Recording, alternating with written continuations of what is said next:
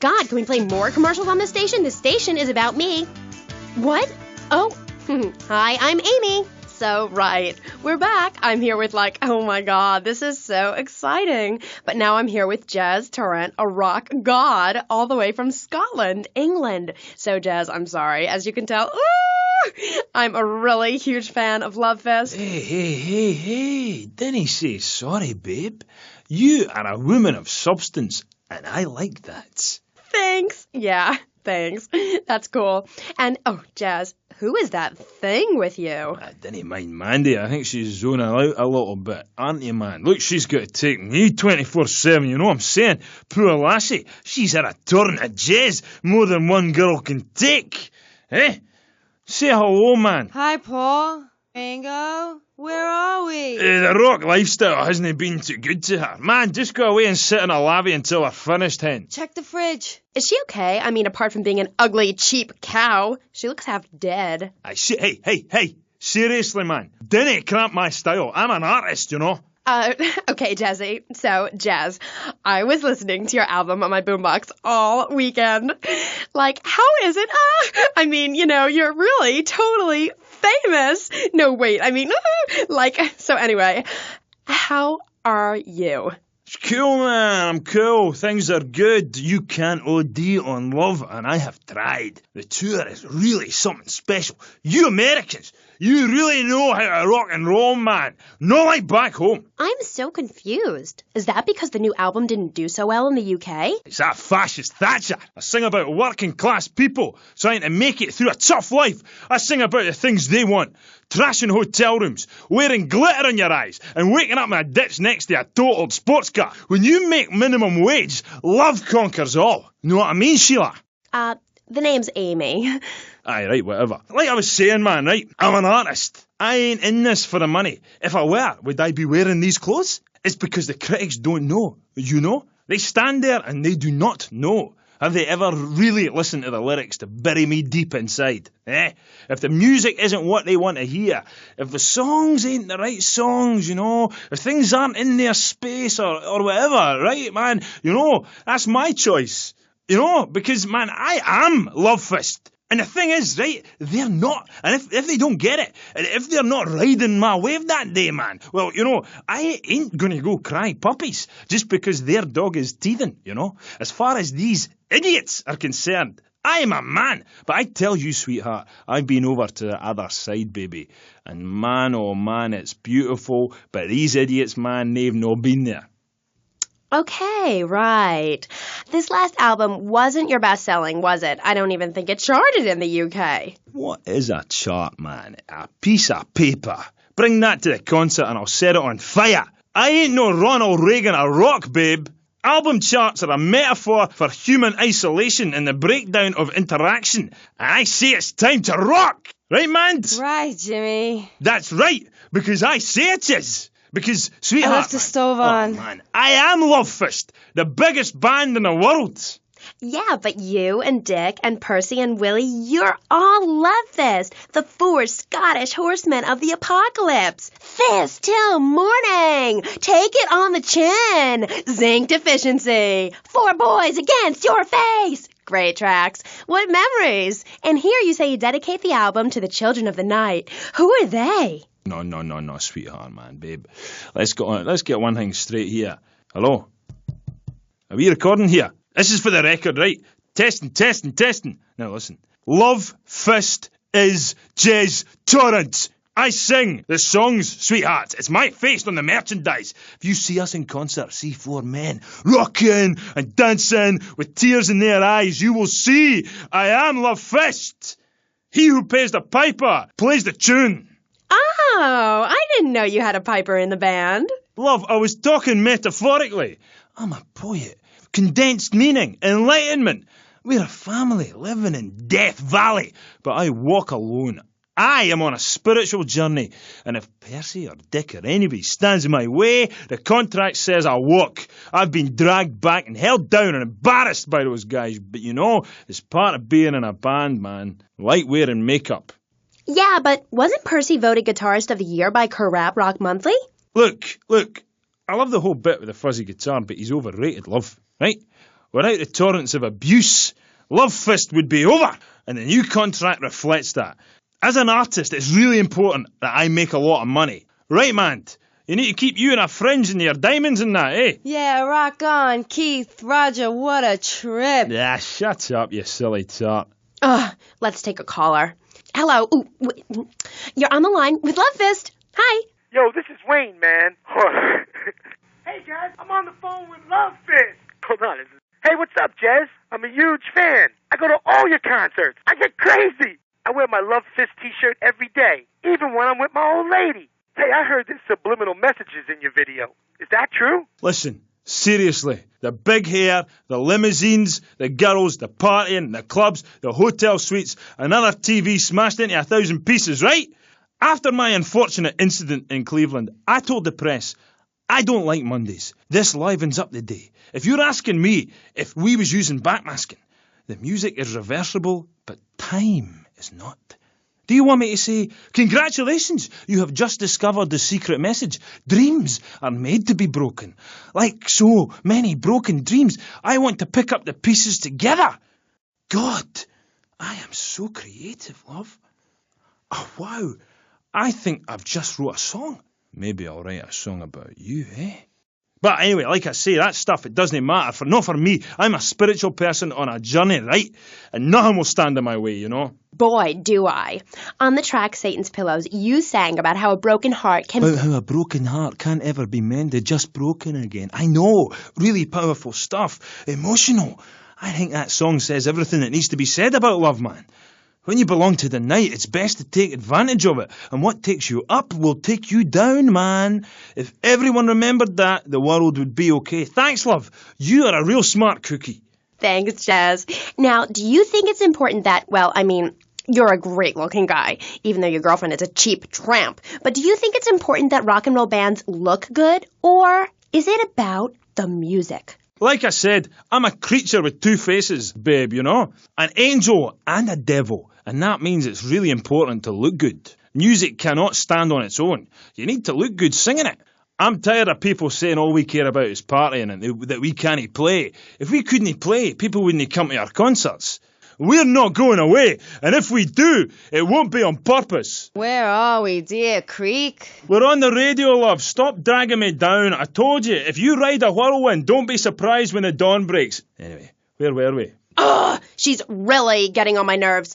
Why are you waving your hands at me? Oh, I'm supposed to go to commercial. I'll be right back. Howdy. Welcome to Farewell Ranch. They say the golden years are the best years of your life, but for many seniors, they just stink up the house and make the grandkids feel uncomfortable with unwanted affection. Now, your old people can be earning you money and enjoying the final years of Farewell Ranch. It's a working farm, cattle ranch, and crematorium where the cowboys are all over 75. They'll enjoy rodeos, working in the fields, and tending all the final resting places of their new friends on Sunshine Hill.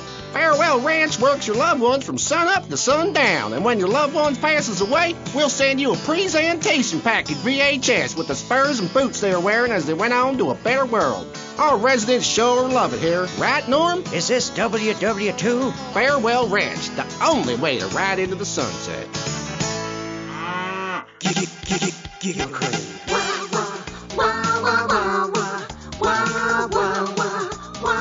That's the sound I love. Start my morning, you make my night. And giggle cream with everything, you make life bright. Getting fat and laughing, laughing and getting fat. With giggle cream, you get both things, and what's more fun than that? We hear wah wah wah wah wah wah wah wah wah wah. That's the sound I love. Giggle cream. It makes dessert funny.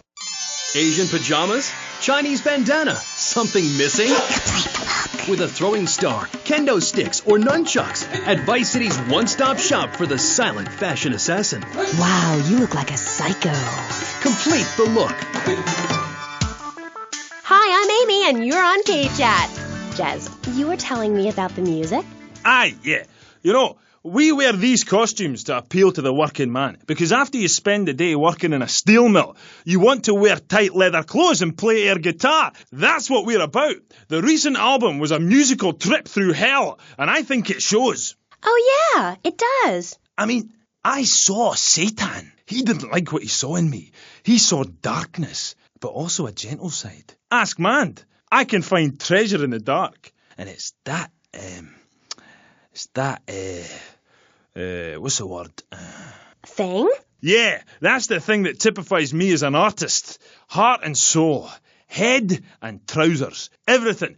That's what you get at one of my shows. Jez Torrent and Love Fist will really show you, you know. We take the soul into darkness. Bring your lighters. You know, I invented that. I've about had it with wankers ripping off my vibe. I wore women's clothing first. Why? Because it tells you about light and darkness. Like the moon. But seriously, love, you've got great eyes. Really. Oh, thanks, Jez. I've always thought your music really lets people see into your soul. Right, into great big pools of pain like me. Dangerous bastard. You see, babe, I've had my heart broken and I am still a man. I'm working on a song right now called Fallen Stars on Shattered Dreams in the Rain. It's about being able to communicate through music rather than words. It's set in a wind tunnel. That's why there's a huge snake painted on my jacket. The snake symbolises kind of a subconscious power force. Because life is pain, babe. And without music, I'd be lost. This new album is our most mature work yet. I'm brilliant on it. Because I sing from the heart. About heartbreak? Babe, don't go there, please.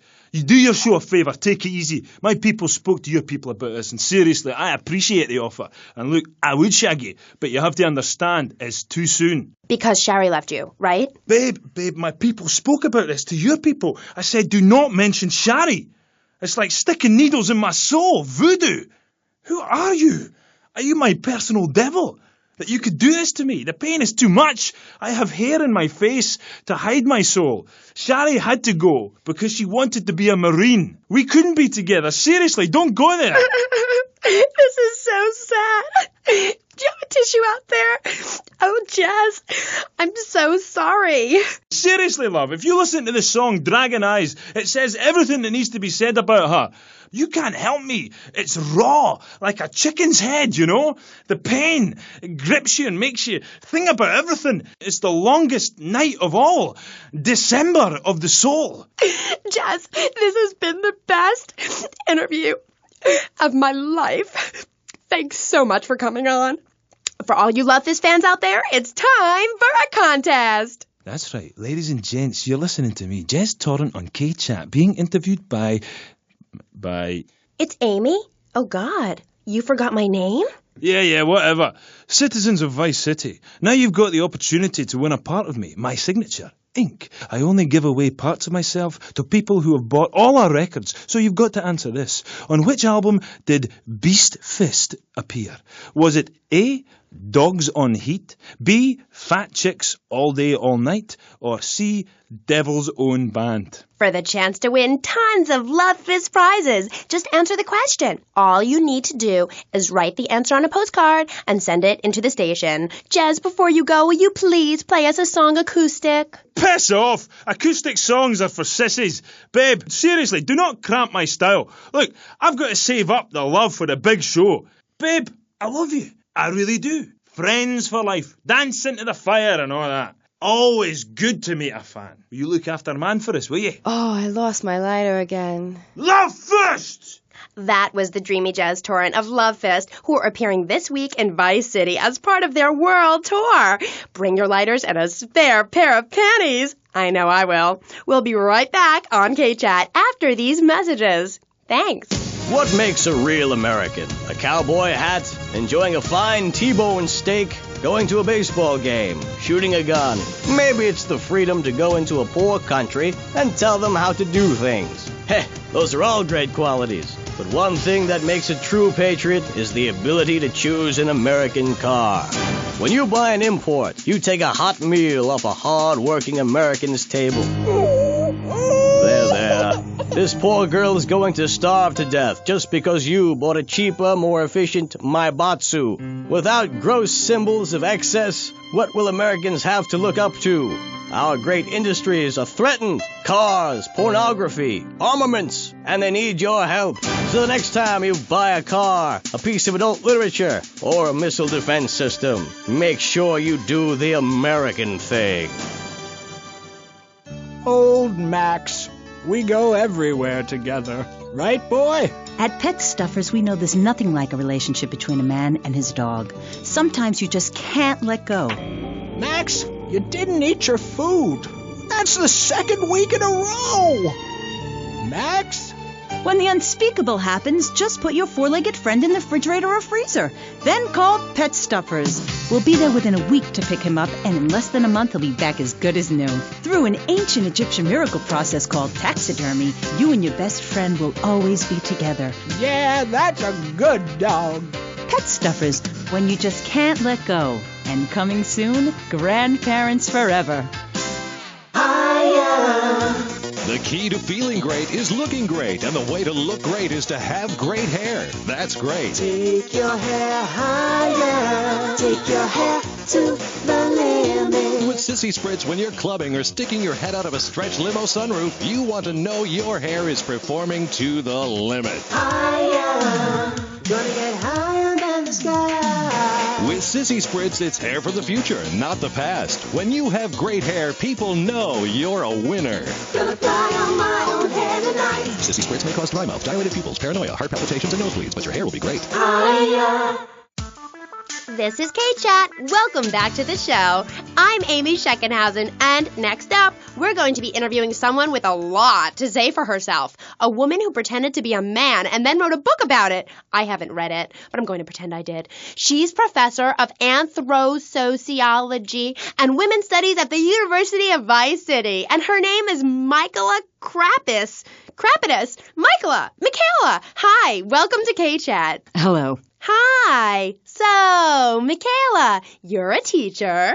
If you mean professor, yes, I have a doctorate. Teachers are homely women who make minimum wage to keep the teenage boys off the streets during the day. I am very intelligent, and I'd rather talk about that. I'm trying to sell my book. Okay. Now, it says here you wanted to be a man so much, you dressed up like one. Well, that's a load of crap, my dear. More misogynistic propaganda. I hate men. Can't bear them. I think they're a complete waste of time and space, quite frankly, and a disaster for the planet. Me too. I just got dumped. Oh, well, it is unfortunate you measure your self-worth in relation to a man, my dear. Look at you. You could be an attractive girl if you did some physical labor, cut your hair short, grew out your body hair, and wore boots, for example. You mustn't get sucked into their heteropatriarchy. But I like dating. Having someone buy you dinner is great. Well, we'll come back to you and your problems, accepting who you really are. Let's talk about me a bit more. Okay, so tell me about your book. You hate men a lot, and you dressed up like one, and now you've written a book about it, right? More or less. As I said, I'm very intelligent, so I don't expect you to understand, my dear, but I'll try to keep it simple. I've always been fascinated with the world of men. Revolted, of course, but fascinated. Now, as an academic, I can get paid to write a book about pretty much anything, as long as I give it a complicated title. Are you with me, gorgeous? Ooh, I think so. Good. Then hold my hand. It helps me think. No! Okay, sorry. Don't be so weird. God, everywhere I go, just like the university won't let me display my beautiful and sensual woodcuts in the student commons. It makes me so angry! Where was I? You were talking about yourself? Oh, of course. The ego is a dangerous thing, especially in my case. I'm a Jungian. Anyway, so what I did was dress up like a man and enter into the man world. I can tell you it was more horrifying than I imagined.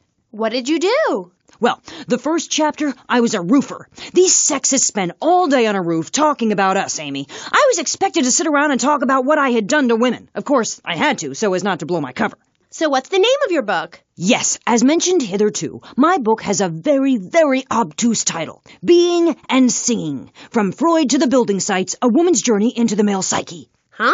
What? I'll admit it's not very catchy, but academia is not about getting to the point. It's about exploration. Okay. Wow, I'm learning a lot today. Yeah, so I entered the world of men, in disguise, of course. I was dressed like a man. Okay, and you haven't changed back? What? What did you say? You're still dressed like a man. No, I'm not. These are my normal clothes. Amy, for God's sake, don't fall prey to the patriarchy's evil fashion schemes! Oh, sorry. Anyway, I learned a lot when I was a man. Did you know, for example, that during my time as a steel worker in Pittsburgh, I learned that men sometimes speak crudely about women when they are out of earshot? I was horrified. Or that men regard some women, like you, Amy, as mere sex toys, things for their amusement. Unbelievable! Or that men actually find sports interesting. It's appalling. And they run the world, my pretty. Oh, yes, they run the world. They do? Yeah. Look at Reagan. Look at Thatcher. Look at Gorbachev. While we stay home and bake cookies. Well, screw that, sweetheart. Yes, I agree. Good. Don't bake a cookie. Smash him in the face with a baking tray instead. He's a brainless dolt. He's a man. Did you know men enjoy looking at pictures of naked women? It's called pornography. It's sick and foul. I'm giving a talk about it this weekend at the Women's Center. That's women with a Y. I think you spelled it wrong. Are you a woman? 3 of the 5 letters that make up your description are M-A-N. You're too dependent on men, Amy. That's why I don't call myself a woman, Amy. Okay. I bet this radio station is owned by a man. White male conservatives monopolize the media, selecting right-wing blondes to propagate conservatism. I don't have blonde hair. Not yet, Amy. Not yet. Did you know men drink beer and smoke cigarettes and wear hats? Yeah? Yeah, well, you must have read my book. I discovered a lot of things. I was also a policeman and an untrained brain surgeon, and they're all the same. All women haters. But just because men like sports and hats doesn't mean they hate women, does it? You self-hating fool! Of course it does! The media, meaning you, falsely portrays feminists as bra burners, outdated, combat boot-wearing bad mothers. Why don't you take your top off right now, Amy, huh? Tell them you won't be censored anymore. No! I'm getting a little freaked out here. We'll teach you how to make beds, march in squares, shine shoes, clean bathrooms, kill a man with your bare hands, and do it all with pride. The military teaches you all the skills you'll need later in life. Call 1-800-BE-A-HERO and become a real man today. Why are you waving your hands up? Oh, I'm supposed to hit the other commercial. This fall, a new hard-hitting police drama is coming to Friday night.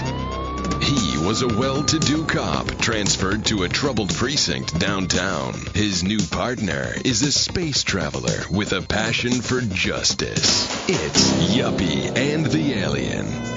Look, you might vaporize dissidents in Alpha Centauri, but in this precinct, we do it by the book. I'm so terribly sorry, Captain. Goog, I'm sorry. Don't miss this one-of-a-kind police drama. They're fighting crime the hard way, in designer clothes, with $250,000 sports car and a UFO. Partner, let's go cruise in the car and look moody. One tough downtown precinct, 2 outsiders doing things their way. Yuppie and the Alien on VBC. Hi, I'm BJ Smith, tight end for the Vice City Mamas and proud proprietor of BJ's Used Autos. Cars from all over America come to find a new home in Florida, just like you. I moved here after the draft. Football, not Vietnam, even though they do have a lot in common. I noticed there was one thing missing from this great town, a celebrity-endorsed used car shop. That's why I founded BJ's Used Autos. Every one of these beauties is freshly painted. They look brand new. We have new models coming in every morning, usually around 2 a.m. We can get you anything. And if you see a car of your dreams, tell us. We can acquire it for you. I've taken the skills I've learned as a pro football player to the used car business. Smash, grab, and run like hell. BJ's Used Autos. I'm tackling low prices with hot cars. If for some reason you'd like to speak to Michaela Crapper, just give her a call on Kchat. Who's on the line? Michaela, hi. Peace, sister. I'm wearing trousers. I haven't shaved or waxed in 9 months. I left my broken-hearted husband and baby behind. Now I'm living in a commune with a series of life partners, having quite simple, amazing experiences. I got my inspiration from a lecture you gave last year. Thank you so much. You taught me a lot. Yes, good, sweetheart. But ask yourself, are you doing enough? It sounds to me like you're living a lie. Your life is still very man-centric. You're still justifying yourself by the I am not, rather than the I am principle. I mean, really, you might as well make his bed and clean his litter tray, for God's sake. It's half-hearted fools like you who give feminism a bad name.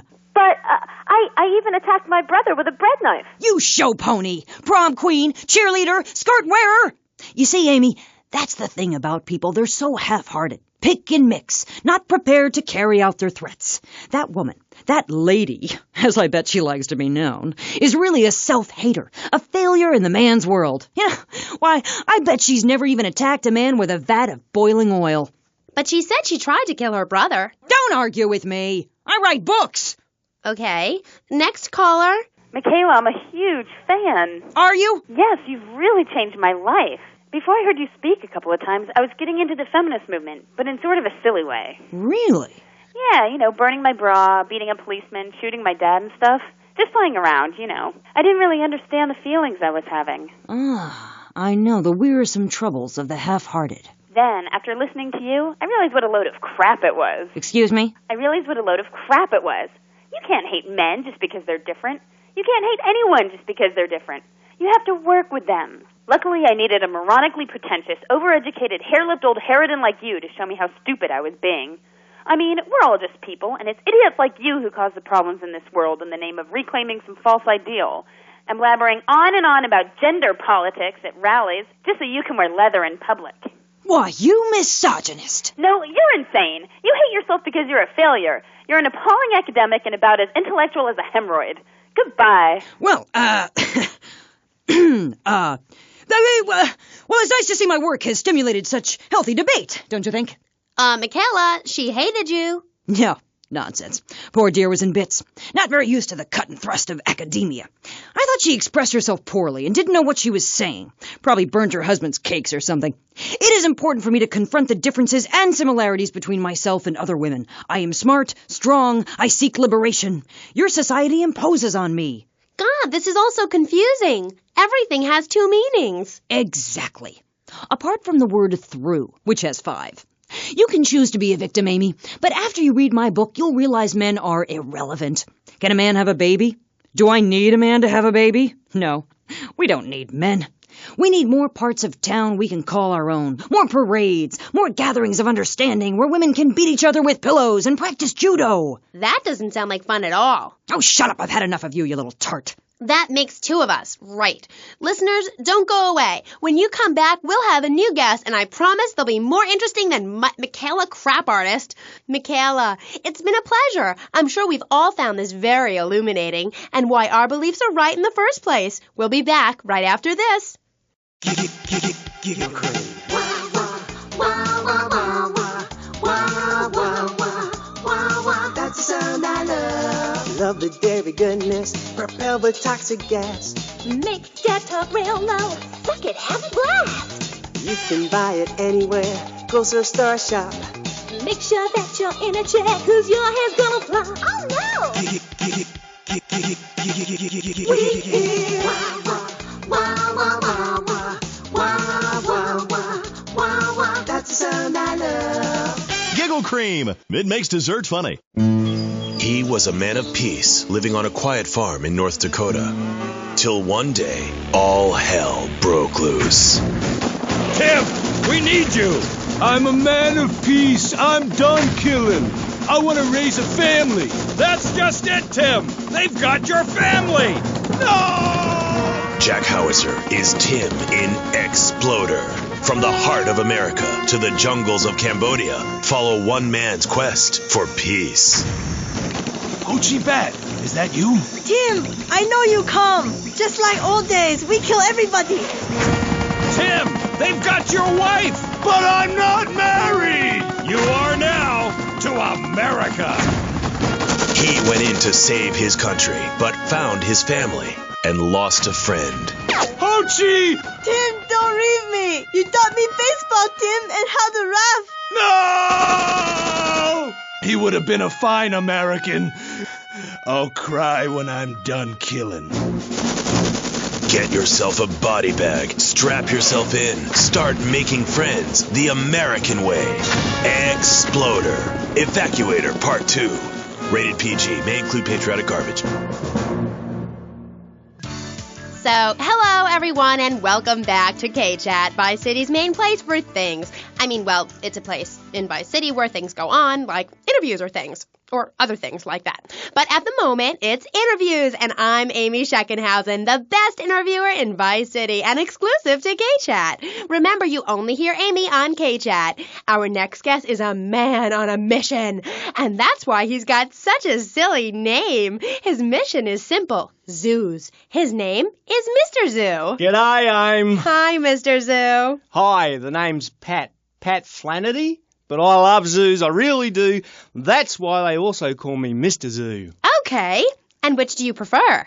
What, darling? Which name, Mr. Zoo or Pat Flinger Thingy? Oh, I don't mind, babe, whatever you fancy. Fine by me, as long as we talk about animals. I don't give a damn what you call me, as long as it ain't Sheila or something.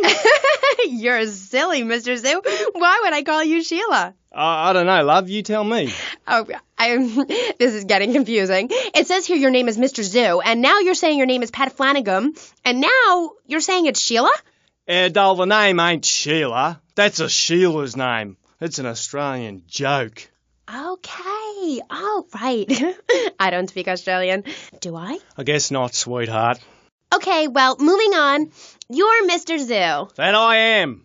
Cool. And I hear you've made quite a name for yourself. Why is that? Because I love animals, Aim. Animals and publicity and stuff, but I love animals. I love them. Me too. That's the thing, babe. We all love animals, but we don't know too much about them. That's what I'm here to tell you about. That and myself, of course. Of course. So, right. What about animals? Well, it's interesting, right? But not a lot of folks realise that we're 90% the same as a fly or a cockroach or a pigeon. That's the new science out there called genetics, I think, which is going to be real popular real soon. But what it tells us is all animals are pretty much the same from a genetical level. Oh, cool. Damn right it's cool, babe. You know what that means, don't you? No, I haven't got a clue. It means we've all got to start caring for one another like family. Okay, so let me get this straight. Like, my brother is a cockroach, and my dad is a pigeon, and my mom is a fly. Is that right? Well, sort of genetically speaking, but you're bang on, love. And you know what that also means? No. That you could, legally speaking, marry any animal you wanted and have kids. Unless you're married already, babe. You ain't married, are you? No, I just split up from my boyfriend. He didn't like me being on the radio. Whatever. Said I sounded stupid. Well, that's my point, love. I mean, imagine if you'd been out dating a wolf or a cute little deer. He'd protect you and stuff, urinate to keep out intruders, but he wouldn't mind you being on the radio. Wouldn't mind a bit. Why not? Wolves and deers have no concept of jealousy at someone else's success. That's the genetic variation between Homo erectus and spider monkeys. Jealousy and fur and stuff. Oh. Oh, indeed, sweet thighs. Oh, indeed. Would you like Mr. Zoo to tell you something else? Yeah? Everything you learned in school is a lie, babe. A lie. Take virology, for instance. You were told sharks are dangerous, right? Yes. Cobblers, babe. They're frightened of you. They ain't gonna hurt you. Have you ever tried cuddling a shark, getting down and dirty with one, relaxing it a little? No. Well, I have, and I'll tell you, it's very rewarding, Aim, babe? Very rewarding indeed. Really? Yeah, abso-bloody-lutely, love. Once you've calmed it down with a little rubbing, it's like a swimming puppy, real affectionate and stuff. Okay, I'll try that. You should, love, you really should. Let me tell you something else. Go on. Well, this is something for the guys out there, really. You know, with a girl, right, you ain't got a clue. I mean, a female human, when she's on heat, right, and ready to mate, looks identical to a female human when she ain't on heat, and would throw a drink over your face if you grab her behind and start trying anything intimate. You can't tell the difference. I know that only too well. But take a forker monkey from the jungles of the Philippines. When she's on heat, her behind sticks up and glows bright red and she makes a sound a bit like this. And any fool or dingbat can tell she's ripe and ready for action. Certainly clears up any confusion. Yeah, I guess it does. Or a female black widow spider. Now, they eat their mates after the deed, as they say is done. Ooh. Yeah, I know. That certainly puts things into perspective, doesn't it? I've never done that. No, but you can now because you're the same. Well, more or less the same. I mean, that's the funny thing about my work, about genesthetics. Oh, God, the world is so complicated. There are also lots of tiny differences between animals. You know what a species is, don't you, Aim? Yes. It's an animal which has other animals which are quite a bit like it.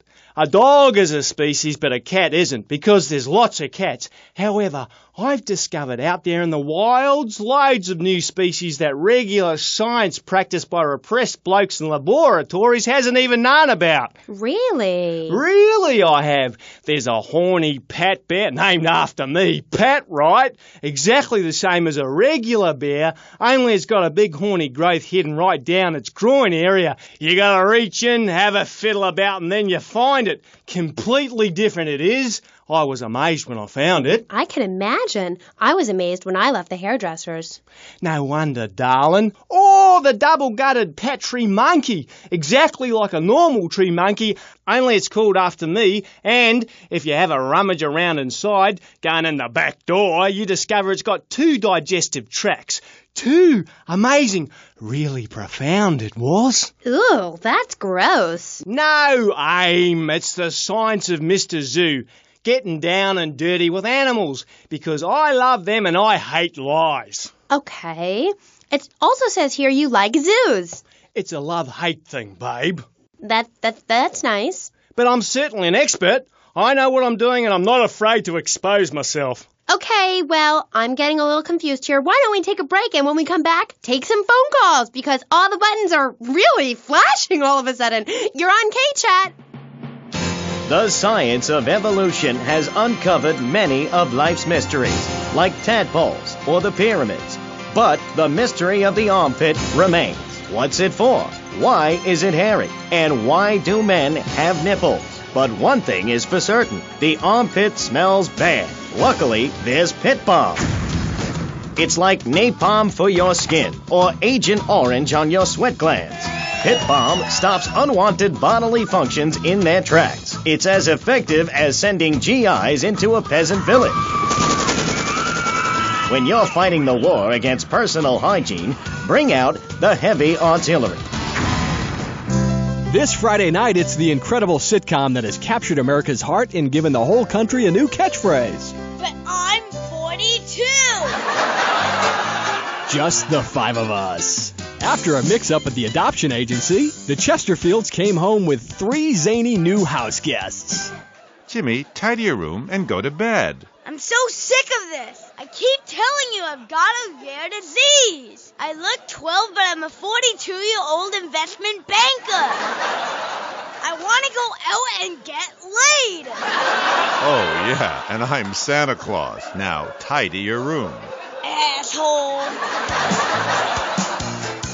Sean, our posh suburban home must be a welcome change from that alley you were sleeping in. I really enjoy living here, but there's not enough booze. It's the funniest, most touching half hour on television. Charlotte, what's that smell? I set the couch on fire again. Yeah, I can help you with that. And this week, it's a very special Just the 5 of Us, where an attractive blonde lady tries to steal Jimmy away. Now you're talking. Just the 5 of Us. Friday nights on VBS. We're on Kchat, and so are you. If you're listening, I'm here with Australian animal lover, Mr. Zoo. If you've got anything to ask him, why don't you just give us a call right now? Yeah, great. Give us a call right now, and I'll tell you anything you need to know about animals. Okay. Who's on the line? Is that Pat Flannery? G'day, of course it is. And you're in Vice City? Yeah? What are you doing here? Promoting animals, mate. Don't you remember the court case? I get lost. Amy, let's have another caller. Okay, who's on line 2? You're through to Kchat. Don't hang up on me, Flannery. You're meant to be in a hospital, you sicko. Hey, easy there, mate. Hospitals are for people who don't feel well. I'm at the top of my game. Are you insane? Don't answer that. I know the answer. You're sick and insane and you need help. I got a visa, mate. I got a visa. You can't touch me. I'm bona fide. I love animals. Leave me the hell alone, or I'll come by your aquarium and feed you to the bloody sharks, you no good, by the book paper pushing murderer. Bobo would have lived if you let me in the tank. I could have cheered him up. I could have done. Now stay away from me, you hear? No more callers, K-Aim. Phones are so impersonal. Not a two-way conversation like the radio. Okay. Who is that? Wrong number, I think. No, it wasn't. Yeah, it was. A bloody wrong number. He wanted a plumber and a Chinese. I was speaking to him in Australian. Okay, cool. What was that about the aquarium? Nothing, babe. All in the past. Long time ago, I was tricked into saying something I regretted. Oh, cool. That happens to me all the time. I can see that, love. Yeah, big mistake. Never trust a judge or a mental health tribunal. Never. Only trust animals. Okay, and what did they make you say? Nothing, babe. Oh, it was a long time ago. Look, I brought a little surprise for you. It's a little female plague rat. See how relaxed she is with me? I got special powers. She's a lot like a little Joey kangaroo in a lot of ways. You know what I mean, love? What did they make you say? I've also brought a menacing trouser snake. Would you like to see it? Look at this. It's a little frog in my pocket. Calm as you like, not even awake. Oh, he's died. Anyway, in this pocket, I've got a baby dwarf giraffe I birthed this morning. See, she's still covered in fluid from her mum's womb. Wow, isn't that fabulous? Ooh, that's grody. What did they make you say at the mental health judge? Nothing, babe. Nothing at all. Long time ago. It was a bad period in my life. I wasn't sleeping. I was heartbroken like a platypus. Do you know a platypus only gets a bill after its mate breaks its heart by sleeping with its brother? I know all about that. I was crying my eyes out for weeks on all kinds of pills for my nerves, couldn't move, couldn't talk. I was cooing like a dove. Please, darling, let's move on. Do you want me to talk to a parrot? Now I'm really curious. What did they make you say? I love you. You do? I never knew. They made me say I love you. Oh, I made my boyfriend say it, and he slept with my best friend. I think we're bonding now. No, we ain't bonding, you half-wit. We're miles apart. I hate you. They made me say I love you to Bobo. Who was Bobo? Bobo was the most beautiful creature that was ever on the earth, ever at all. Really beautiful. Who is she? He! Okay, he. He was a dolphin, and I loved him, and I knew him properly. You people could never understand. It's natural. We were identical from a genetagorical perspective. And Bobo was really unhappy, putting on a show every day like a circus animal. They thought they caught me doing something, but they never did, Aim. They never did. We were only cuddling. How can people take that the wrong way? Babe, they took me away and they locked me up. Then Bobo died of a broken heart. He did? That's awful. But, ooh, just a second, you sick bastard. Security!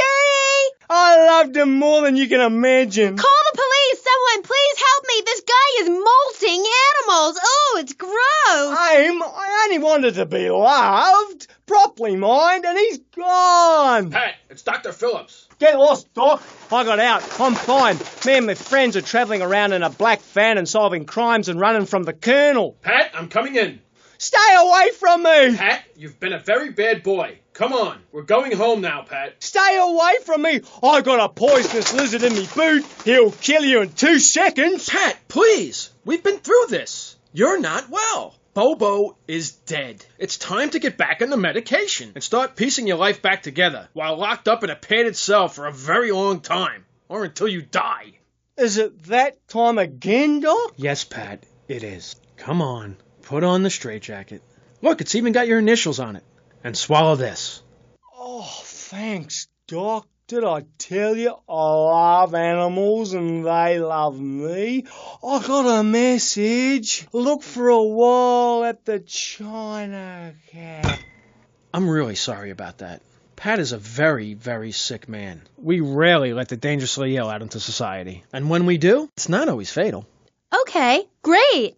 Get this crackhead out of here. Sorry to be a bother. Oh, no bother. Don't bang his head. Those bruises show. I never knew animals were so interesting. We'll be back after this. You're on Kchat. Don't go away.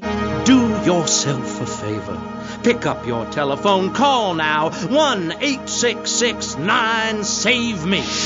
What better place to witness 40,000 years of nuclear winter than from the comfort of your very own space-ready nuclear bunker? When we raise $25 million, we will build a 50-story tall likeness of me. If we raise $300 million, the statue will rotate so I can look over this great city and cast an evil eye on degenerates. And when the imminent nuclear strike occurs, those who put faith into action with sufficiently generous contributions will join me inside the Pastor Richard Salvation statue as we blast into space. Contribute to the Pastor Richard Salvation Statue Fund. Pick up your telephone. Call now. 1-866-9-SAVE-ME.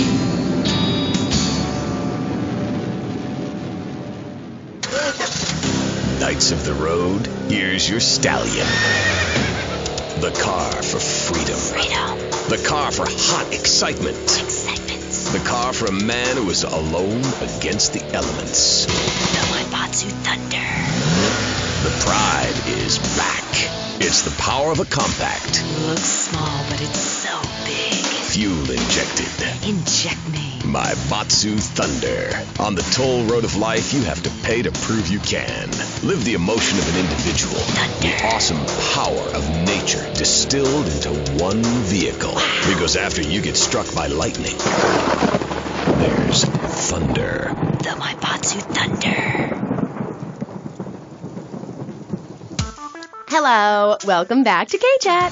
I'm a woman, so I know it's important to discuss feelings. That's why we don't have any male hosts on this station. People open up more to women. I was telling my girlfriend yesterday, if a woman were president, we'd nuke a country every 28 days. In these times of trouble, of international scary things that cause anxiety, people seek soul ice. Or is that solace? Oh my God. Some visit lady friends, others go to a bar, and a strange few talk to rocks. My next guest is the author of this book, I'm Lovin' the Coven. She sits on the board of the Vice City Renaissance Committee, Gethsemane. Gethsemane. Welcome to the show. Hello, Amy. I brought you a crystal. Isn't it gorgeous? I guess so, if you're into shiny glass. I prefer lacy gloves. Amy, for many thousands of years, my people have been using crystals and gemstones to heal the sick. Take the crystal, and then, when the night is enchanted, and the candles have been blown out, and the wind sings through the branches of the eucalyptus, hold up your arms and sing, all dewy, my sky-sailing pregnant moon, the goddess. Pregnant moon? What are you talking about, Gethsemane? Sorry, whatever. Do you even have a last name? My compost coven named me Gethsemane Starhawk Moonraker. Trust me, Amy, I'm quite accustomed to people persecuting us. It's been going on for thousands of years. Native Americans, they studied crystals. The ancient Chinese, Belgians, Superman, they all studied crystals. So why do you view it as so weird? Grab your crystal, hold it tight, and close your eyes. You will be transported back 35,000 years when the temperature of Europe began to drop. The tundra was teeming with animal life, and small groups of hunters followed the free-running reindeer. And there, under the magnolia tree, a woman breastfeeding a baby elk. Do you see it? It's nature. Ew, gross. You're one of those filthy hippies that thinks breastfeeding in public is okay? Well, it's not. There are bottles and milk at the store. Don't act like a cow. You really remind me of someone, by the way. See, Amy, you're putting the blinders of society on. We're all the same. I remind you of yourself, of every man and woman. No, not of them. They're trying to outlaw nature. If I'm in the park and a nice gentleman comes along, I should be able to breastfeed him. Pretty soon, everything natural will become illegal. It's really depressing. If I died right now, would I get buried by a female priestess in a cave, surrounded by my favorite tools and ornaments? No! There was a time when children were taught about their bodies, about the goddess lady of the mammoths, about the importance of the spiral dance clutching a bison horn under the crescent moon. At the Beeden Rob shop where I work, we have classes that teach the importance of eating wild plants, shellfish, and understanding ancient crop circles. Oh, I love lobster. Have you ever tried talking to one? Energy flows from everything, even a tractor. My mother, the moon, taught me how to trace ley lines with your bare feet in the dirt. Listen, you're very weird, and you smell like patchouli and compost, and I think you might have a shot at a boyfriend if you shaved and got some gel in your hair and put some clothes that fit or something. I mean, please. Did Joan of Arc shave? I was given this fascinating pamphlet called Caucasian Female Body Hair in American Culture. Amy, I love you like my sister, but honey, you've fallen prey to a sustained marketing assault that began in 1502 to convince women that underarm and leg hair was wrong. There's nothing more natural than this enormous bush I've got growing under each arm. Having hair is natural. What's the deal with Anglo-Saxons? I mean, go to England. The women there don't shave their underarms. It's really quite attractive. You just need to focus your eyes to look for healthy signs and not the signs of socialized barbarism, like shaving or wearing deodorant or birthing in a hospital, rather than the open air like a wolf cub. Remember Brother Romulus and Noble Remus? Wolf-raised. I find this really interesting. Not really, but I say this because I'm told to. I'll be back on Kchat after these messages from our sponsors. Howdy, partner. It's 4:30 in the morning here at Farewell Ranch, and it's time to get up and work the old cows. Get up, y'all! At Farewell Ranch, old people don't sit around stagnating, watching game shows and talking about the good old days, sinking into the grave in a urine-soaked mess. At Farewell Ranch, they sweat and toil until the breaking point and keep that miserable contemplation of mortality at bay. Hell, at steering time, we'll work Grandpa so hard he'll wish he was dead. At the end of the day, he'll sit down in the bluegrass, eat a bowl of commemorative beans, and enjoy sing-alongs at one of our nightly funerals. It's the cowboy's code. Work hard, don't shower, and die in your boots. Right, Norm? My prostate. Farewell Ranch, the only way to ride into the sunset. It's the knife that saved America. If you liked the film Exploder, you'll love this enormous commemorative survival knife. In the handle, you'll find all of the things you'll need in any wilderness, disaster situation, or the jungle of your backyard. It comes complete with fishing line, needle and thread for sewing gashes back together, and an incredibly useful and durable toothpick. Tim, go on without me. I got toffee stuck in tooth. It's okay, Ho-Chi. Try this! For those unplanned extended stays in the jungle, there's a saw for building your own hut, toilet paper, and a fold-out woman for company, as well as a serrated blade that can kill a man before he can scream. That'll shut you up. The Exploder Survival Knife. It's the knife that saved America. Now, it can save you. This knife killed 25,000 people in Cambodia. Now, you can too. Whatever. I'd die if I didn't have sissy spritz and blocks. Germs are like so gross. Oh, hi, I'm Amy and you're on Kchat. Gethsemane. I can't get over how familiar you are. Oh, right, Amy. I really hope you read my book. The mysteries of the absolute can never be explained. Mother Nature knows more than all of us. That's what keeps people coming back for more. People are turning into zombies. A roof separates you from the sunshine in the morning. A bed separates you from the loving earth at night. That's what's so great about learning these things. When you're no longer oppressed by the cultural pressures of making money or showering or wiping yourself after using a toilet, you can focus on the important things. Do you travel, Amy? Well, I've been up north to the theme park, and last week I went to the beach. No, really travel. My coven has been meeting every Thursday, Saturday to prepare for a grand coracle journey along the same route we took when our people came from Russia and Alaska along the Bering Strait. What's a coracle? Oh, is that like a Maibatsu? I prefer American cars. No. Coracle. Cora means Arabian gazelle, which we all know was the daughter of Zeus, and Kal means gather grass and sew it together. A coracle is a single-person rowing boat made of reeds and twigs from ancient Britain. There are so many wonderful things you can learn from the ancient Britons, Amy, like metallurgy and how to cauterize the wound when a bear has eaten your arm. Everyone used to have a coracle, Amy, even people who were scared of water. We're all about working to preserve the diversity of natural life. Reuse everything. Question, who's this we? My coven. Like witches? No, yes, but not witches like you think. We're just a group of people who believe in communal sharing and chanting a lot and can't find husbands. Reading magazines, cloaks, wands, horned gods, rubbing your skin raw with rocks, dying of old age at 27, crying in terror when it starts to thunder. And these are all the things our ancestors did. Since I found my new mind and body, things have really changed for me. Our modern society only celebrates a select few. Every woman and every man is a star in the sky, Amy. Not just the ones that sing on TV or those people in the movies. I think I know what you need to separate your reflection from your true self. A Zen garden. Oh, my brother had one of those, and the federales came. No. Zen, silly girl. It's a little sandbox you draw pictures in. It teaches you things like that death isn't an end. It's just a stage and also a beginning of a new journey. Do you have a leader in this weirdo cult of yours? Not a cult, a coven.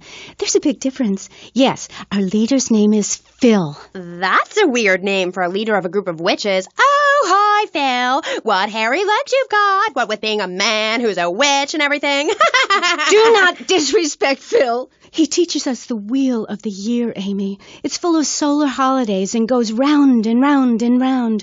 You can learn a lot from the sun and the moon. If you look at the sun for too long, you can go blind, meaning it is something to be respected. And the moon has a dark side, just like we do.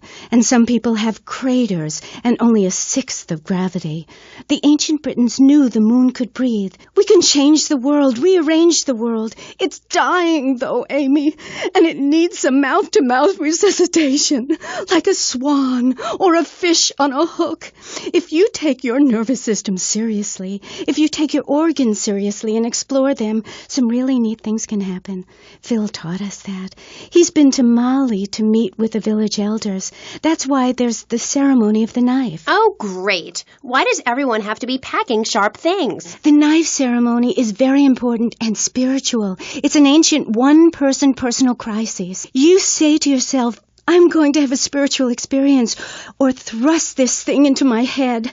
Life actors never rehearse and need no script, Amy. That was said by somebody really spaced out, and I'm going to say it again, like the wind which keeps blowing, or the sun which shines with life. Will you please leave? You smell and you talk really weird, and you're just really gross. Not until I tell people out there, become an internationalist. Learn oral traditions. Learn to respect life. Make war on machines. Marry your mother. Technology will enslave us. Buy my book. It's printed on bark. Okay. Let's take a quick call.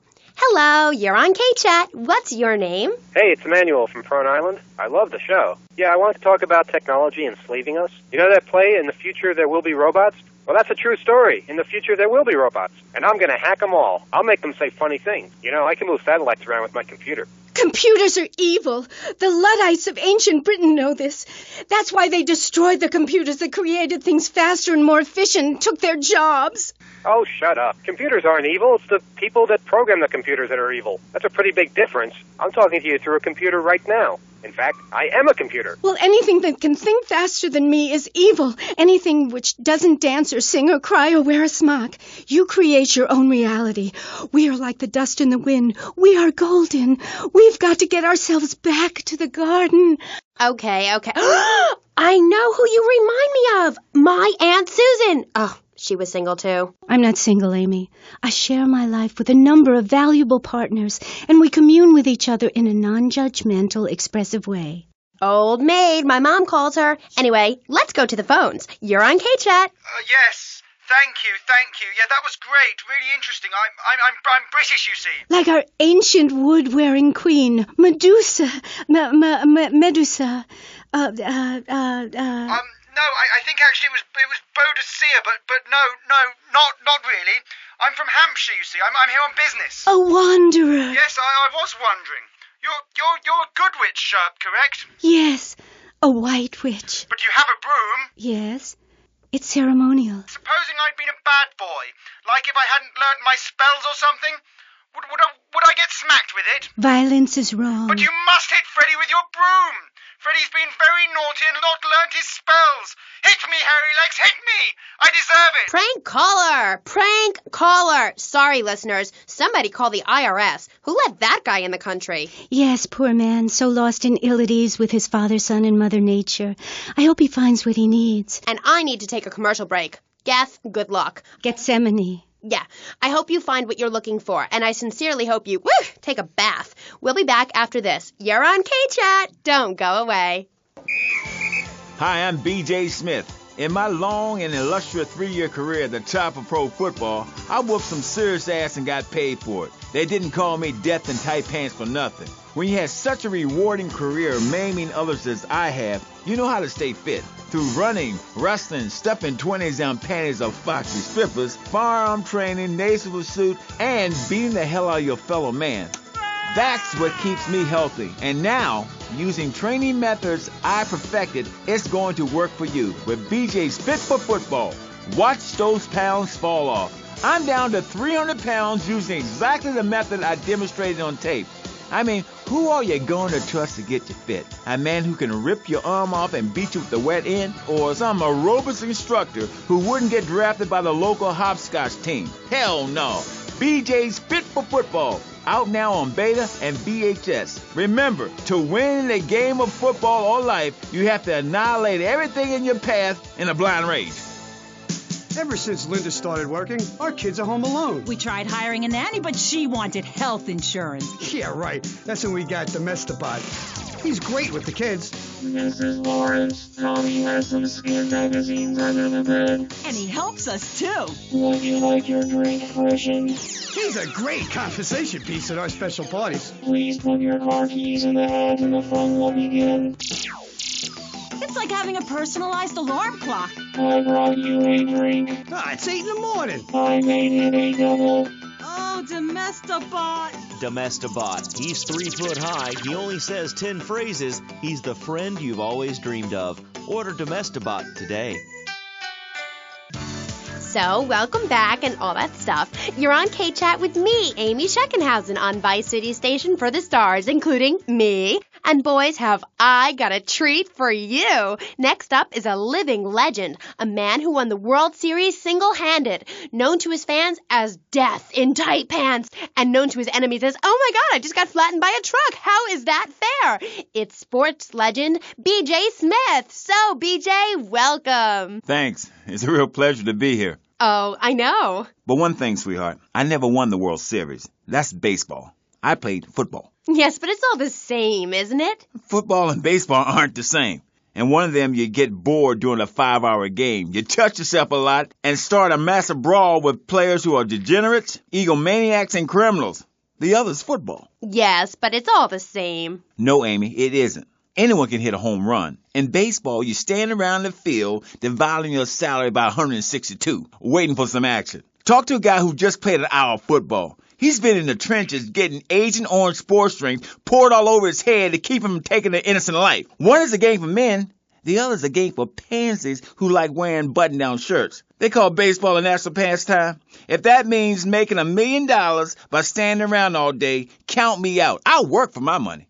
Yeah, BJ, just like me, I can tell you. Yo, baby, it's cool. I just want you to know what I did. I do. Jeez, get over yourself. You must have a testosterone imbalance like all those jocks who shower with other men. You can't tell me you don't look at other people's business. Baby, I played professional sports for 14 years, including high school, and I'm making a comeback. I'm a very competitive person, I grant you, but I ain't got no testosterone imbalance. With that little mustache you busting out, looks like you should be talking about some hormone problems, girl. Excuse me? What did you say? Oh, nothing. Damn, baby, you're so ugly you make blind kids cry. BJ, you better stop being a bully just 'cause I'm not into the jock scene. I like sensitive guys, you know, like actors or rock stars or that kind of thing. Not some great big hulking giant that has to tell everyone how important he is. Well, I didn't realize we were trying to impress each other here, sweet thing. I was thinking we was here to discuss my new exercise video or talk about my possible comeback in professional football. Not sitting here flirting with each other. I'm a married man. I'm on my 7th wife. So you got a big family. All those wives. That's fantastic. Not really. You see, I really like family, especially when some show up you didn't know existed. I tell you, Father's Day, I'm scared to go to my mailbox. My big heart has caused me a lot of heartache, but when you're in the public eye, you can't always tell what people are about. BJ has met some real manipulative people. 7 wives! That's fantastic. No, I have 1 wife. I had 6 before that. So you downsized, right? Yeah, something like that. If you want to win in life, you have to change players. You can't play on the same team all the time. So, oh my God, isn't this getting intimate, BJ? I feel like we are really connecting. Yeah, I like to connect with you. Other men may fumble, but I go into the trenches like a Doberman. That's actually part of my video. What are you talking about? Well, as you know, running the ball is like making romance. And one day when I was going for a touchdown, if you know what I'm saying, I had a great idea. You see all these fitness videos on television? It's always that idiot fool in leotards prancing about, giving it the skinny thing. And I say, what is this? I mean, what in the world is this? These people ain't fit. They ain't got a clue. When you're fit, you know it. If you come into the locker room, you know I's fit for football, able to wrestle and pounce and hurt somebody for an hour straight. That's what people need. If someone comes to jack your ride, are you going to bust a aerobic move? Hell no. But when you know how to grab another man by the face mask and twist him around and so he tears ligaments in his back and never play again, I mean, that's some real useful everyday stuff. And I should know. I invented it. You know, I just don't want to talk about football anymore. Well, take dating or washing the car. What good is a leotard when you're washing the car? But put a man in a helmet and a cup, and he can wash the car in dignity. That's fighting fit for football. It's really a very simple program. The best way to get your body fit is to have total disregard for your body. Every now and then you wake up and come out of concussion and say, damn, I look good. BJ, you talk funny. We'll be back on Kchat right after these messages. Are you tired of your couches getting ruined? Oh, Grandpa. I made tinkles again. If you've got old people cluttering up your home, why not send them to Musty Pines? We'll help bring back dignity, and we promise it will be the best 3 months of their lives. They'll enjoy bingo, complaining, mumbling incoherently, skinny dipping, and organ donation. And once a month, it's our famous Lucky Dip medication switching night.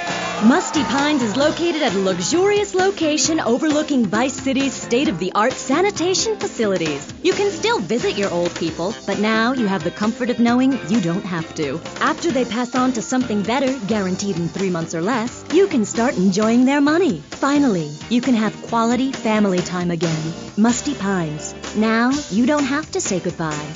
Drive-through service also available. He was just the boy next door. Hi, well, hello there, Danny. I didn't know it was hockey season. Hey, can I borrow a knife? A deadly curse, a deranged killer, a small town in tears. Knife After Dark, rated R for retarded. Ew, that's gross, BJ. Stop hitting on me. Hi, I'm Amy, and you're on Kchat. So, what do you need to do for BJ's fit for football? Well, Angela, anybody can do it. What you need is a real expensive gym, a team of trainers, medical practitioners, dietitians, a baying crowd, and an opponent who wants you dead. Dead in the dirt. I mean, a nasty, blood-sucking leech of a man who will destroy you if you don't destroy him first. A man you like set animals on. He's the enemy, and you sit in your foxhole till it's time just right, and then you pounce, baby, like a kitty cat on catnip. I'll sack a man, power drive him hard, again and again, because the idiot comes my way. I'll nail him every time. This video sounds like a lot of fun. Fun? Fun? You think it's fun when grown men cry in mortal agony, when you're so scared of what you're going to do to a man you step outside yourself like an astral projection and police go Kent State on you and people are crying and bleeding and pouncing each other in the face, and that's just in the locker room before the game. That's your idea of fun? Yeah, I guess. Yeah, mine too. That's why I'm making a comeback. I've been retired 2 years, and I'm telling you, selling cars or appearing in soft drink commercials is not fun compared to having 50,000 low IQ morons in Green Bay or Tampa or Liberty City or whatever screaming how they want you dead just because you're playing for the Mambas. That's actualizing the self. Wow, that sounds interesting. Tell me about it. I am doing. I'm fin to... Hey, wait a minute. Are you reading a book over there during this interview? No, I can hardly read. Get on with it. I'm trying to, sweets. You best listen. The comeback is a real deal. B.J. Smith, 6-year Pro Bowl MVP, the man responsible for more broken bones than anyone since people had legs. I'm a fiddler crab. You can rip my arms off, and I'll just molt and grow new ones. Where? Right here, right now. Let's get it on. Of course. I mean, when? Soon, baby. Real soon. And don't call it a comeback. Like the song said, I'll whoop your ass. And this time, I'm doing it my way. Ignorant fools that gave me nothing to work with. The owners, I mean. What owners are you talking about? The owners of the team. They gave me nothing. They're the reason my marriage failed. I worked my ass off all those years sweating blood and puking my soul out, and they treat me like a tractor. Roll me around, treat me no better than the dogs. The guys that got hurt, they never saw a penny out of those monsters. That's just like Jade. Who's Jade? She a fox? My friend. She's a goth. She got sacked for wearing makeup and an I Hate Life t-shirt to work and never saw a penny. She like, football stars? She teaches kindergarten, professionally. You know, I know a lot of players who need to go back to school after they finish playing. It's a tough life and you lose something. What did you lose? Hope, diction, something. It's brutal out there. That's just like Jade. Those kids are evil little brats. Listen, are you going to talk about your freaky friends who dress like a funeral? I thought we were here to talk about B.J. B.J. Smith, and I feel alive. I mean really alive. Ain't nothing more invigorating than holding a man's head in your hands and looking him in the eyes and saying, I can kill you in 1 second, old man. And he says, I got a wife. And you say, give me all the money in your cash register. What are you talking about? BJ, are those muscles real?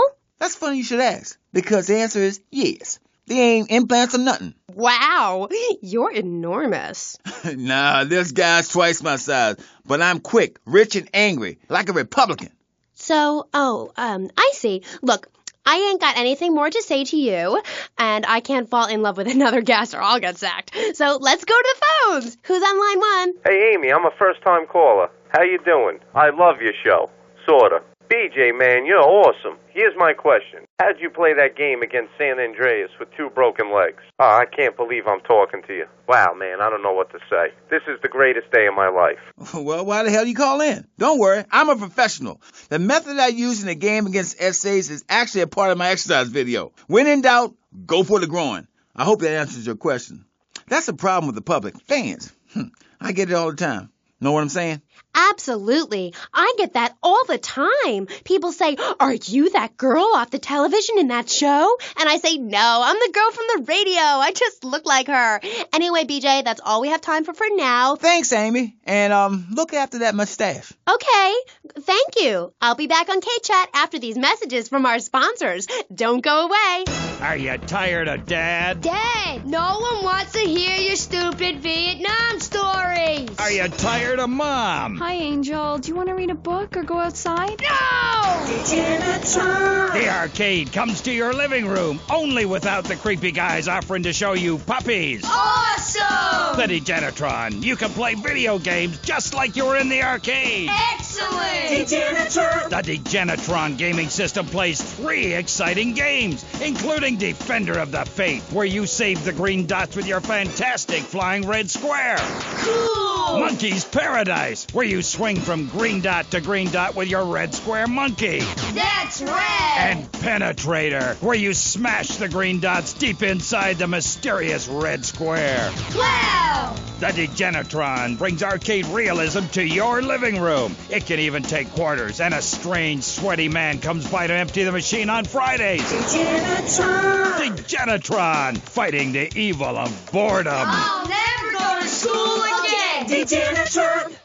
Do you have dry mouth? I sure do. It protects your teeth, fights infection, and lubricates your food. But what happens when you run out of saliva? Help me, I can't talk. For personal dryness upstairs, it's Salivex. Wow, I can spit again. Salivex is more than saliva in a can. Salivex improves consumption efficiency by 50%. No more halfway cures like coating your throat with cooking oil to have that extra piece of cake or bowl of kitty litter. After a night out, my tongue tasted like carpet. It was embarrassing. Now with Salivex, I can eat a whole box of crackers or lick my life partner's stamp collection all night. It's like having a salivation army in my mouth. Now I can suck a lollipop for as long as I want. Salivex tastes like your own saliva. That's because at Salivex's state-of-the-art production facilities, we use salivation philanthropists who make Salivex all day. Salivex, when it comes to personal dryness upstairs, we're deadly serious.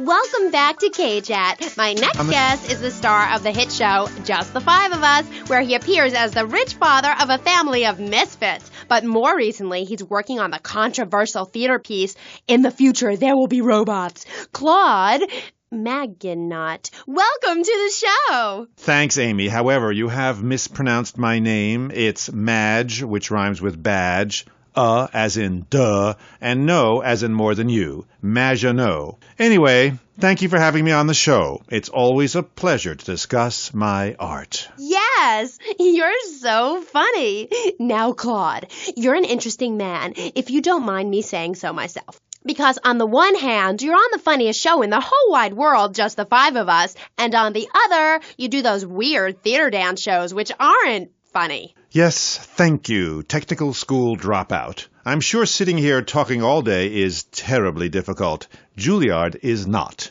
In the Future There Will Be Robots is not a funny piece. It deals with the most important issues in the world today. Love, pain, suffering, skin-tight pants, and well-stretched groin muscles.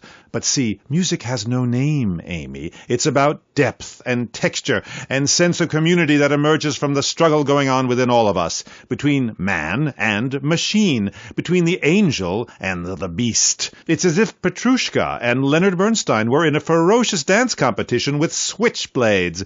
That is passion, my dear. Okay. So it's a bit like Just the Five of Us. What a show! I love Jimmy. He's so cute, even though he looks so young. I'd rather not talk about my complications working with him. I'm a performer. I express myself any way I can, while I'd never attempt to describe Just the Five of Us as anything other than worshipless pap. I need to support my serious art. It's like stealing a boombox to do live interpretive dance. If I bring joy to people's hearts doing an interpretation of a tree in the park, who is harmed? There is a value I derive from art, as a man, as a creator, and that is this. Never overestimate the dreadfulness of the mass market, the degrading excess of the culture, or the horrors that we all have within it. Great, yeah, me too. But as Mr. Chesterfield, you're so funny. What is it you say? Not in my house. That gets me every time, especially after the drunken tramp you adopted has wet himself. Oh, say it for me, please. As they say in France, matrice. Please. Not in my house. Please. I came on your fine show to discuss art, not people that whore themselves out on the altar of commercial success, dancing like a puppet alongside a genetic freak, although I do that too. Okay, Moody. So what do you want to talk about? Oh, I don't know. My performance at the Hollywood Bowl, perhaps. There are some that attend the concert inside. I am the concert outside myself. In the parking lot where we build bonfires and dance. It comes back to the seriousness of my purpose. At a young age, I held puppet shows on the corner that had people weeping and lying down in the streets. It's about movement, about encouraging ordinary, working-class people that there is something enervating about a modern dance performance. That seeing in the future there will be robots will change your life, no matter what your life's like now. Kind of like getting a new haircut. Yes, exactly. No, nothing like a new haircut, you half-wit.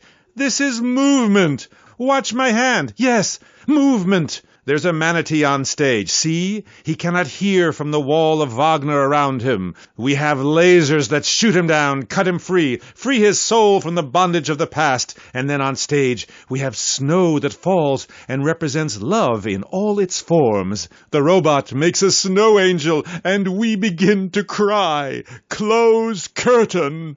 Okay. Well, I love Just the Five of Us. Please, please, please, enough! 5 succeeds while robots starve. Attendance has been poor. If I were opening this with the Orquestra Filarmonica de Jalapa in Mexico, there would be riots in the streets with small children giving me flowers and weeping. Here in Vice City, they wouldn't know art unless it came as a tube of beef jerky. They told me, Claude, it can't be done. Vice City is for sun worshippers and Philistines. And I told them, no. I told them, if I'm directing a work of commercial dross down there, I must save my soul with some serious art. But to be honest, Amy, they were right. I feel ahead of my time. The best artists are ignored. I mean, surely any right-minded person would rather spend an evening watching me express the meaning of space as I move delicately across the stage in the dance of desire and denigration than flopping around in a disco or a nightclub or sucking the electric teat of television. I know I would. God! I mean, what is wrong with you people? God, my hair. What? My hair is all wrong. It clashes with my dress. Zeus! Cicero! Shakespeare! Flaubert! Someone! Please save me from this hellhole! My dear, you are so ignorant. I'm trying to save you. To save everyone! You don't see the art around you. Are you in search of Auld Lang Synes, singing Madama Butterfly on a windowsill, or relegating yourself to a cricket in Huckleberry Finn? I'm a movement that conquers love, while you complain about your dress. Know you not how important my mission be? Right. Cool. Okay, Mr. Chesterfield. Mr. Maginot.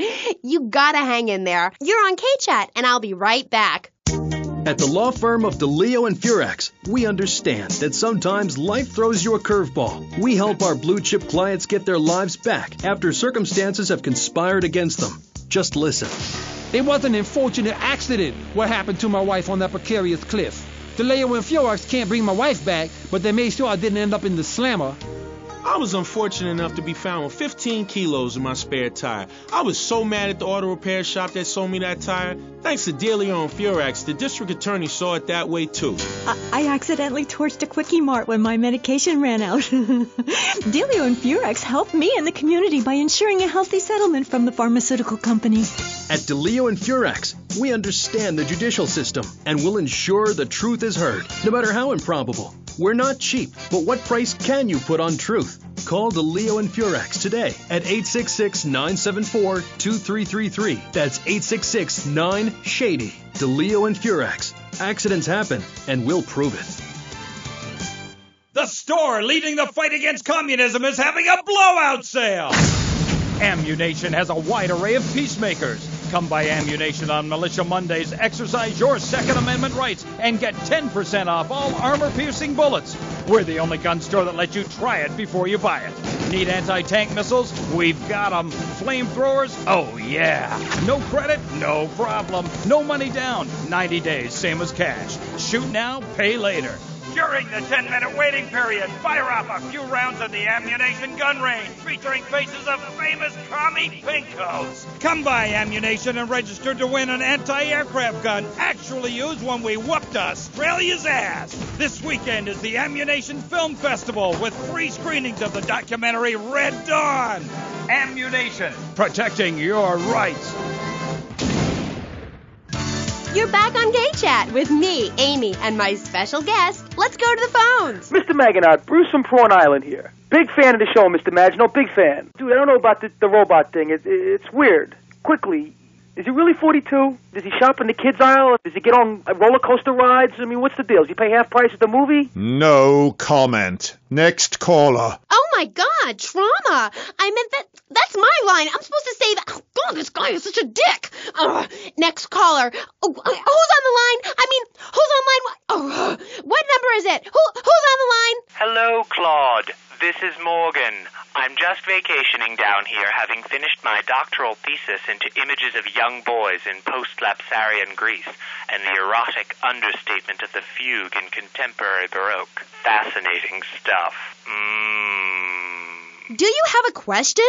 I'm confused. No, woman. I just wanted to tell Claude about my thesis and discuss his bleaker Death in Venice Street period. Of course I have a question, you silly girl. Claude, I saw robots big fan, and that's praise indeed coming from me. I normally hate anything humanity has achieved since 1836. But one thing fascinated me, Claude, about the show, the pants. They were so tight, so fitted. How do you get such a marvelous, close, sequin figure hugging fit and still?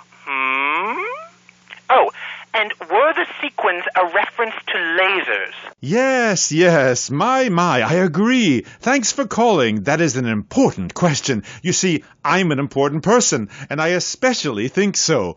It is really important for people to see my form move through space in very tight pants, or the effect is ruined. Interpretive dance cannot be expressed in baggy clothing.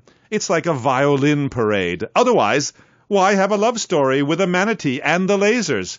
It's very important. You're kind of creepy. You're nothing like you are on the show. You're so funny there, joking with the family and putting out the fires started by the homeless guy and starting group hugs. But in real life, you're just plain creepy. You won't even tell us how old Jimmy is. All you talk about is Archie stuff like that nobody understands because it's complicated and how tight your pants are. That's not true. I also discussed love and passion and a manatee and the lasers. You, my dear, could use all three. You, my dear, are a Philistine. I'm sorry, but this is one of the most degrading, debasing, horrific, unedifying, opportunistic things I have ever done in my life since that whole Rake's Progress lawnmower commercial.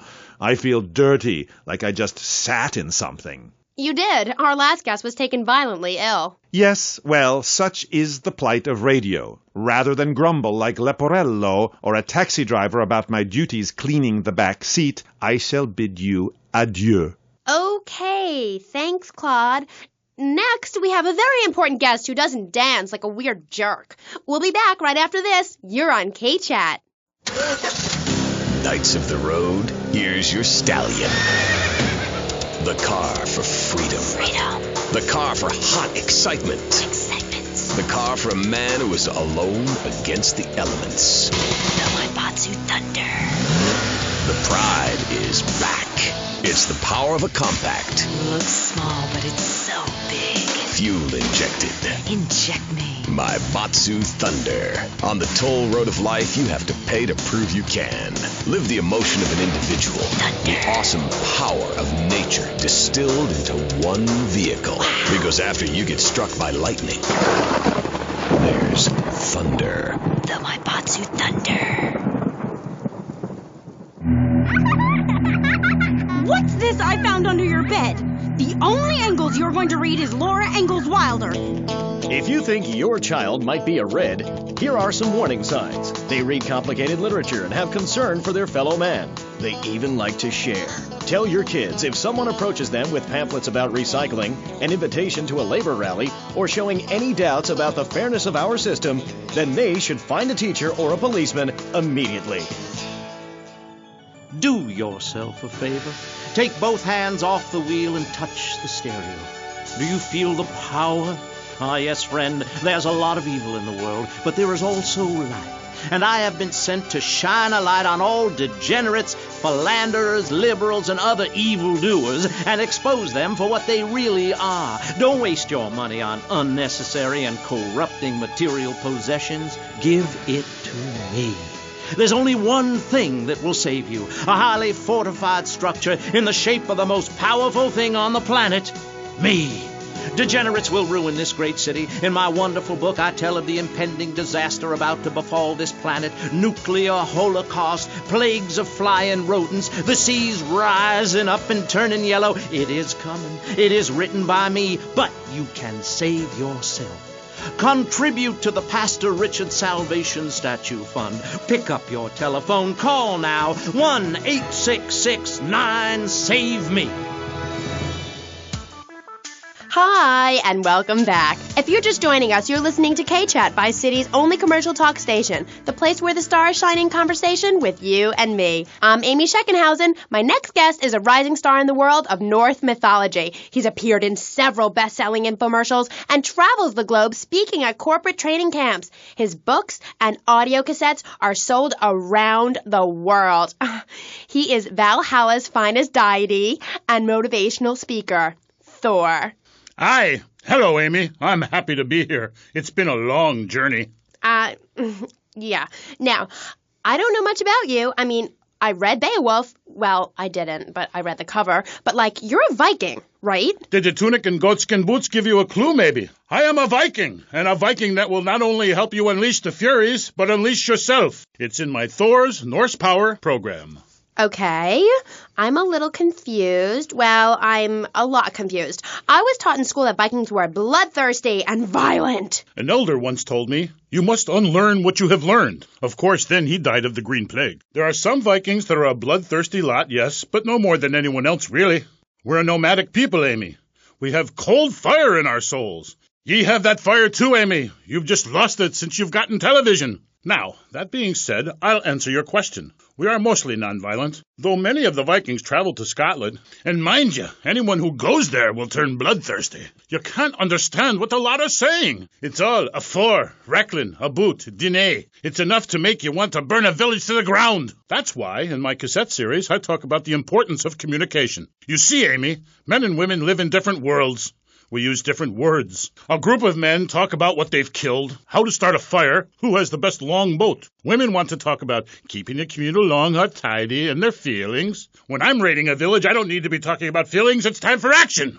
Great. So is that all there is to being a Viking? Pillaging? No, lass, no. Pillaging and battle are important, but we admire poetry as well, as long as it's poems about whacking someone in with a double-handed battle axe. What's holding you back, Amy? In Chapter 3 of my book, I talk about listening to the bloodthirsty water spirit. It's really quite important if you want to enter Valhalla. I think I went there last night. Oh, no, that was Malibu. But it's the same sort of thing. Valhalla was that golf club, wasn't it? So, 1983. But right, what does being a Viking have to do with anything? This is the 20th century. We have electricity, penicillin, jet planes, implants. Well, I don't, but I want some, but I heard the operation is really gross. You live like it's 982 AD or something. Mind ye tongue, wench, lest I cut it out. Deep down, all of you listening to me say, Thor, yes, I'd like to unleash the Viking within. Maybe you go camping once a year or hunting and wonder why it feels so natural. That's because it is. Too much of this denying your instincts. Men shaving. You know, deep down in the pit of your soul, you wish you could crouch in the grass with flies biting your face, afraid to move for fear of alerting the beasts, covering yourself with yak urine to thwart your smell. Then, a beast draws close. You pounce, bringing your battle axe on its skull. Man and animal at that moment, one and the same in a terrible beauty. Then you drag the carcass back to camp and celebrate by eating its heart. Some people, they only do this once in a lifetime. I do this every day, and so can you. All it takes is some positive thinking. Just attend my Unleash the Norse Within weekend. When you are finished, you will say, I am a god. Nobody can stop me. I crush my enemies and dance on their funeral pyres. This is very helpful for living in suburbia, Amy, and I should know. I really don't understand how. Oh, it's very helpful. Maybe a neighbor is tossing his leaf clippings on your lawn, or looking at your woman, or harboring desires regarding your longboat. You enslave his children, set his house on fire, he shall not bother you again. It must be nice to have you as a neighbor, not. I live in no place longer than needed to fulfill my goals. Taking slaves, valuables, and food. Goal setting is very important, Amy, not just in football. You're very weird and creeping me out a bit, but whatever. No weirder than anything else. So, what do you think of Vice City? Ah, I like it very much. Your women here are prepared for battle. They are large, not like those scrawny things to the north. A woman who eats well provides for her man. You cannot set sail for robbing and pillaging on an empty stomach. It's like the story of the parson's wife and the troll. I don't think I've ever heard of that one. Great Carl Erson. Ye mainlanders have no historical perspective. Read the runes. It's all right there. Talk to a grandparent. But no, ye cast people out like rubbish. Wisdom is not to be treated so lightly. When my father grew old, I sat with him day and night, absorbing his wisdom, learning about the demons and where the wickedness resides in men's hearts. Then as his time grew near, I built a large pyre, burnt him and his wife while communing with Odin's spirit. Careful, Musty Pines is a sponsor of the show. Ooh, Grody, what are you doing? I'm just adjusting myself, she-devil. Wearing these animal hides does get a bit itchy. Okay. You never answered my question. What do you think of Vice City? Your land and people have a lot in common with mine. You see, we too fled our homes due to lack of food, overpopulation, and the bitter cold. And, mind ye, darting out to raid passing ships is fine, but we needed a new land to have our way with. Granted, we roll and sail to an area, land in force, and burn down a local monastery or village, whereas you come in, destroy all the creatures, and sell plastic versions of them. You did a fine job pillaging these lands, but you should have done something about Canada. Wait a minute there, Buster. My mother's half Canadian. Oh, what are you going to do, wench? Sweep the ice furiously at me? Ha! Socialized medicine? Nah, you did it all wrong. You should have continued to the north and finished things off. I talk about this in me motivational learning tapes. That and beware the magpie. 'Tis the devil. Evil reigneth when darkness falls. Are you married? You seem like a tough character to live with. Aye, me wife Helga. What a hag.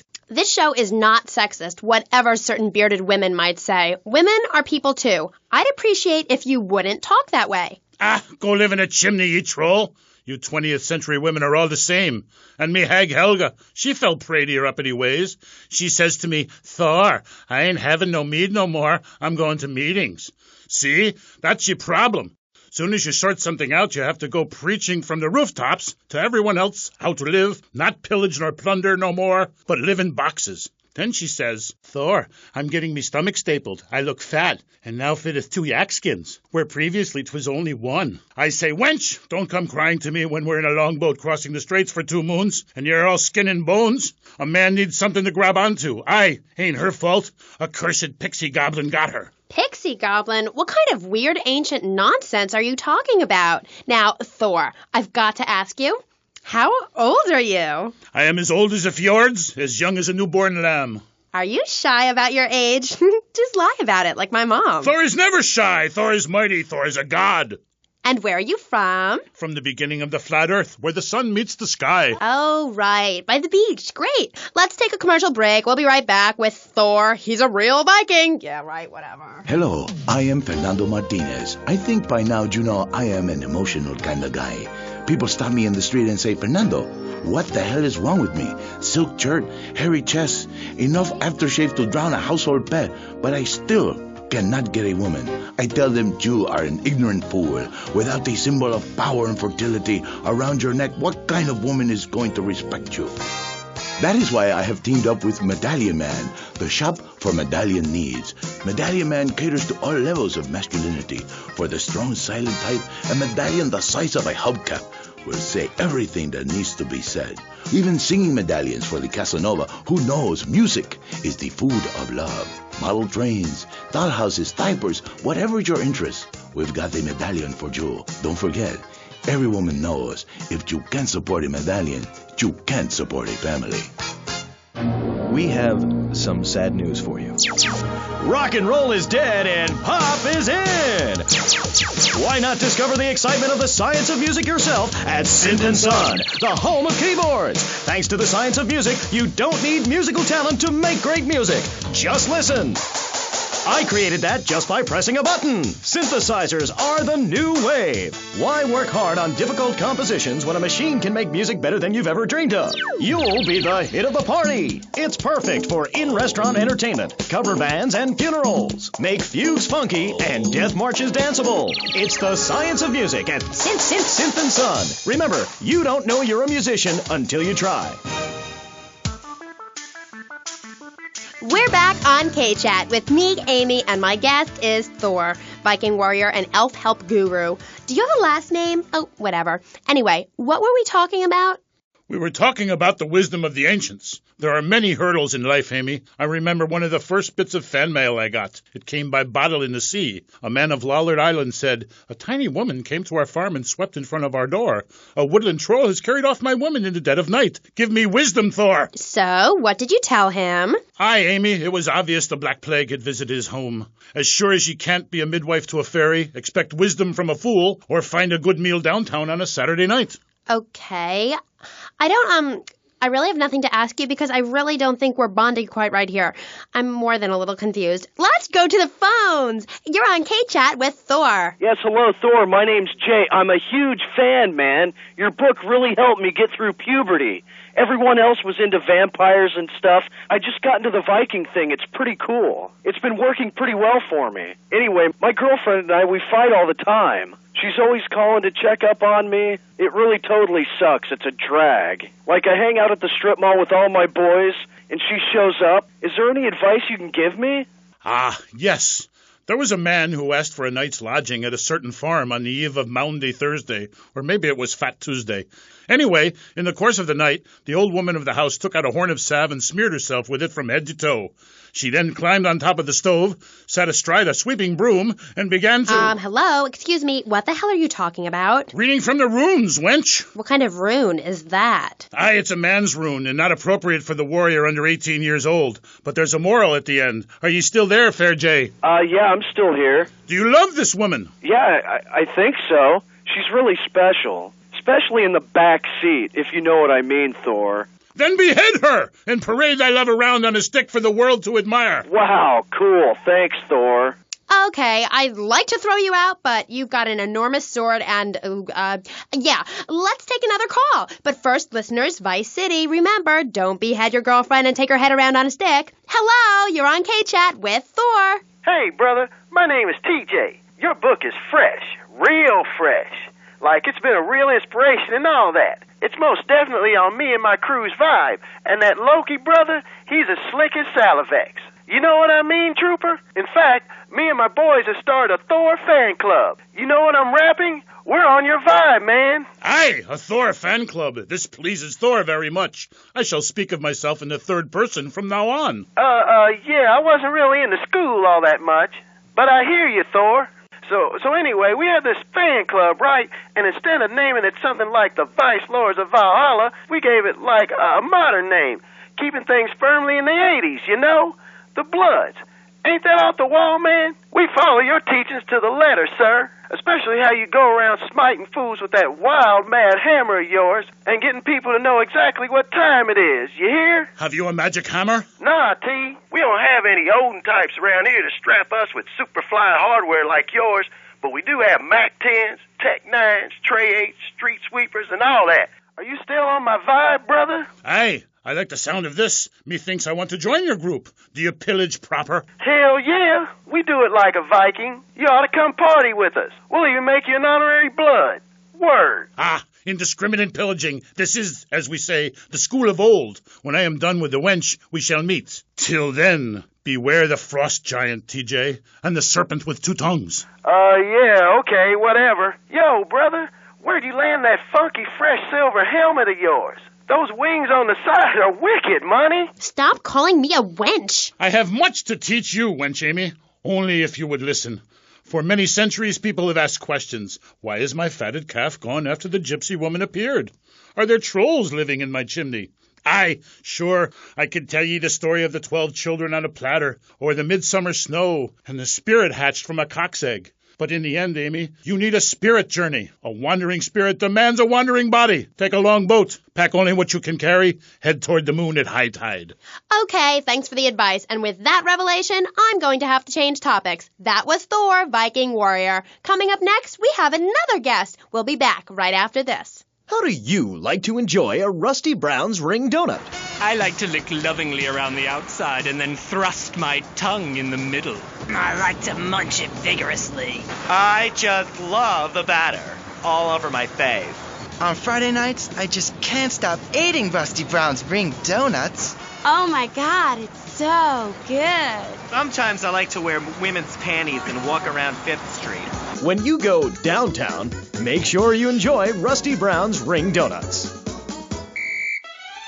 Hi, I'm Jeremy Robar, entrepreneur, VIP, and founder of the revolutionary program, Think Your Way to Success. It's a 3-step program that's been changing lives and my income for the last 2 years. 5 years ago, I was a nobody, just like you. After my Think Your Way to Success program, I spend the entire weekend in my jacuzzi or engaging in the exciting sport of domino toppling. Hey, if you can think it, you can do it. One of my award-winning courses is sure to be perfect for you. The first course I call Think, Hold That Thought, Complete, because that's what you do.